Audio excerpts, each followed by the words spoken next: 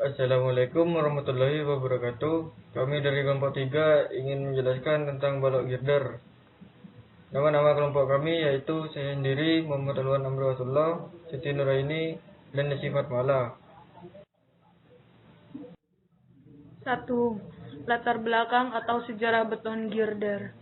Jembatan merupakan struktur yang dibangun dengan tujuan menghubungkan dua titik yang terpisah akibat adanya sungai, lembah, maupun jalan raya dan sejenisnya. Struktur jembatan dapat dibagi menjadi dua, yaitu struktur atas dan bawah.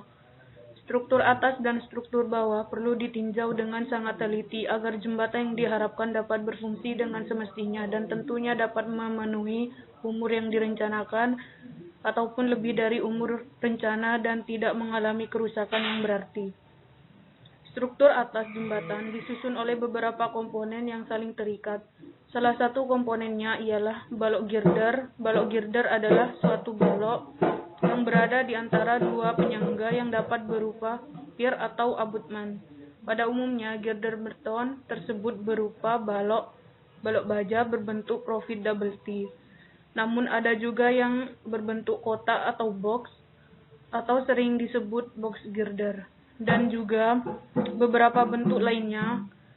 Penentuan bentuk dari balok girder yang akan digunakan ini didasarkan pada bentang jembatan, kondisi sekitar, dan biaya yang diinginkan. Fungsi dari balok girder adalah untuk menyalurkan beban di atas konstruksi untuk dikirimkan ke struktur di bagian bawahnya, yakni abutmen maupun pier, agar bisa direndam dan menghindari persimpangan beban atau gaya.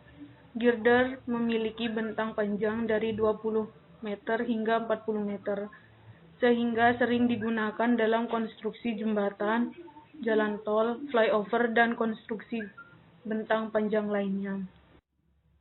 2. Jenis-jenis dan klarifikasi beton girder. 1. Box girder. Pengertian box girder adalah beton baja berbentuk kotak atau trapesium yang digunakan pada konstruksi jembatan yang membentang panjang. Walaupun identik dengan kotak, nyatanya bentuk trapesium sering dipilih karena dinilai lebih efisien dalam penggunaannya. Selain jembatan layang yang lurus memanjang, box girder juga sangat ideal untuk membangun jembatan melengkung, sebab jenis girder jembatan ini sanggup menahan torsi dengan sangat baik. Box girder umumnya memiliki bentuk yang sangat besar, tingginya antara 2 hingga 4 meter, dengan lebar yang mencapai 2 hingga 4 lajur. Ukuran pastinya bisa bervariasi karena dipengaruhi oleh kebutuhan pengguna sebagai jalur transportasi. Pada jembatan biasanya box girder terdiri dari balok baja, balok penyangga, kabel, dan balok komposit. Berikut gambar penampang box girder. 2. Road bridges. Seperti namanya, jenis gelegar ini memiliki bentuk U karena dibuat dari cetakan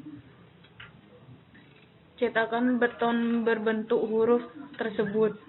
Dibanding jenis lain, U girder yang diadopsi dari Perancis ini masih belum banyak digunakan di Indonesia karena tidak semua produsen memiliki cetakan U. Karakteristik dari girder jembatan berbentuk U adalah bentuk yang ditipis dan langsing sehingga sangat ideal untuk membangun jembatan di atas lahan sempit. Meskipun desainnya ramping, struktur U-shaped girder tetap memiliki ketahanan yang tinggi bagi yang ingin menyisipkan unsur estetika pada jembatan panjang. Gelegar berbentuk U ini cocok dipilih. Gambar penampang U girder itu di samping. 3. E-girder. Jenis E-girder adalah gelegar berbentuk balok huruf I yang dibuat dari bahan komposit atau non-komposit. Girder jenis ini paling sering digunakan dalam membangun jembatan di Indonesia. Wajar jika semua produsen pasti menyediakan dan menerima pembuatan secara custom. Gelegar yang juga disebut dengan PCI girder ini memiliki desain yang ramping layaknya letter 1. Keunggulan yang ditawarkan meliputi mudah dalam pemasangan, daya tahan yang lama, dan harga yang lebih ekonomis. Pada konstruksi jembatan, PCI girder bertugas menyalurkan beban berat girder dan beban kendaraan ke bagian struktur bawah dan bernama abutment. Tujuannya untuk menghindari terjadinya persimpangan gaya. Gambar penampang e-girder sebagai berikut. 4. T-girder. Pengertian T-girder adalah balok pada jembatan yang berbentuk huruf T dan umumnya terdiri dari baja komposit, beton bertulang atau beton prategang. Gelagar berbentuk T ini terbagi menjadi dua kategori, yakni T-girder tunggal dan ganda. T-girder dapat dibuat secara custom sehingga jumlah dan variasi ukurannya sesuai dengan rencana pembangunan karena sama-sama ramping. T-girder sering disamakan dengan E-girder, namun keduanya jelas berbeda. Gelagar berbentuk T memiliki bagian badan dan lantai yang menyatu, sedangkan plat dan badan pada gelagar berbentuk letter E harus disatukan menggunakan konektor. Jenis T-girder sangat cocok digunakan untuk jembatan dengan bentang panjang namun tidak terlalu lebar, misalnya jembatan khusus para pedestrian dan pesepeda. 5.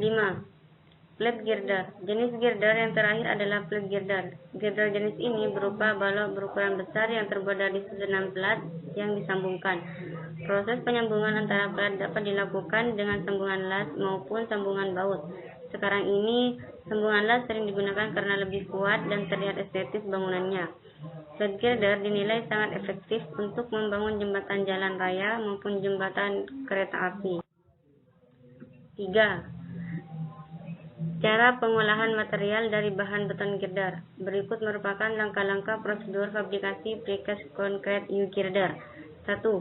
Pemasangan tulangan memanjang dan melintang girder. 2. Menentukan ordinat tendon prester sesuai gambar kerja. Ordinat diukur dari bottom rebar girder ke as tendon Y1 atau bagian bawah tendon Y2. Titik ordinat tersebut ditandai marking dengan menggunakan cat, spidol, atau sejenisnya.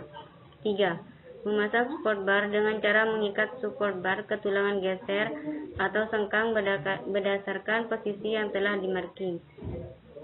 4. Menyambung dak sesuai dengan tipe dan panjang tendon yang direncanakan dengan menggunakan coupler dak dan masking tape atau close tape. 5. Memasukkan dak ke dalam tulangan balok, kemudian dak diikat ke support bar dengan menggunakan kawat ikat. 6. Memasukkan dak ke dalam tulangan girder, kemudian dak diikat ke support bar dengan menggunakan kawat ikat. 7. Memasang casting pada posisi angkur hidup. Sebelumnya casting dipasang terlebih dahulu pada box casting yang terbuat dari multiplex. 8. Memasang bursting steel pada posisi angkur hidup dan angkur mati. Bursting steel merupakan tambahan penulangan yang berfungsi sebagai penahan gaya radial untuk mencegah terjadinya retak atau pecah pada saat stressing. 9. Menyambung dak ke casting dengan menggunakan masking tape atau cross tape. Masking tape berfungsi untuk mencegah masuknya air semen ke dalam dak. 10. Memasang PI grout untuk lubang inlet atau outlet saat grouting. 11. Inspeksi bersama kontraktor dan konsultan untuk memeriksa ordinat tendon prestress dan kelengkapan aksesorisnya.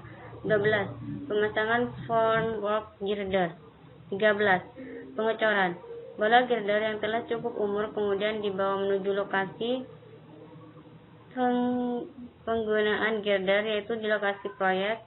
Girder dipindahkan dengan menggunakan truk kontainer dan setibanya di lokasi proyek girder tersebut diturunkan dengan menggunakan gantry angkat. 4. Contoh bangunan dari beton girder yaitu jembatan flyover, jembatan gelagar, dan jembatan Suramadu. 5. Cara melestarikan beton girder. Perawatan beton dilakukan segera setelah beton mengalami atau memasuki fase hardening, atau untuk pembukaan beton yang terbuka, atau setelah pembukaan cetakan, acuan, bagesting. selama durasi tertentu yang bermaksud untuk memastikan terjaganya kondisi yang diperlukan untuk proses reaksi senyawa kimia yang terkandung dalam campuran beton. Tujuannya untuk menjaga dan menjamin keawetan beton. Sekian dari kelompok kami. Wassalamualaikum warahmatullahi wabarakatuh.